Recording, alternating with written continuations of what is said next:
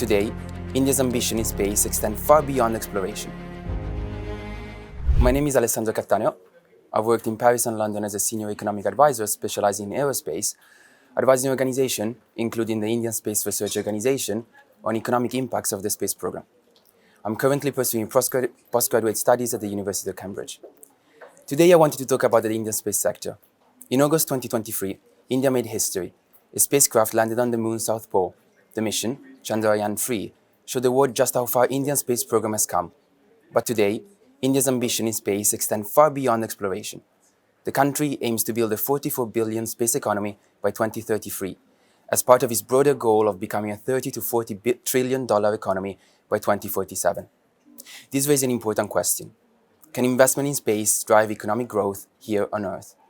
My research explores exactly this, how space technologies contribute to development across the wider economy. India's space journey began in the 1960s under the vision of Dr. Vikram Sarabhai, who believed space technology should address real problems on Earth. Since then, the country has progressed from launching its first satellites in 1975 to become one of the world's leading spacefaring nations. For decades, this progress followed a government-led model focused on technological self-reliance. But this model is now evolving. Recent reforms are opening the sector to private companies, creating a far more dynamic ecosystem. In just 5 years, the number of Indian space companies has more than tripled to over 700, many of them innovative startups applying a frugal engineering mindset often described as Jugaad. But why should the space industry matter for economic development? Economists have long observed that technology-complex industry leads to generate strong productivity and long-term growth.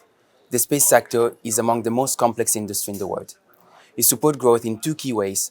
First, through technological spillovers, as innovation developed for space is often applied in other industries like automotive or telecommunication. Second, through established infrastructure. Satellites provide capabilities difficult to achieve from the ground, remote sensing, navigation, and global communication.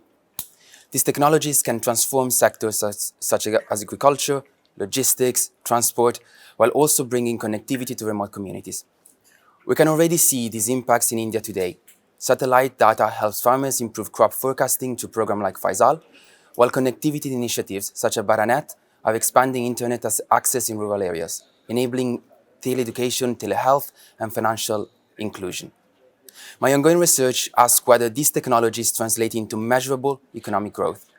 Early findings suggest the regions that adopted satellite connectivity earlier tend to experience stronger local economic growth. And that points to something very important.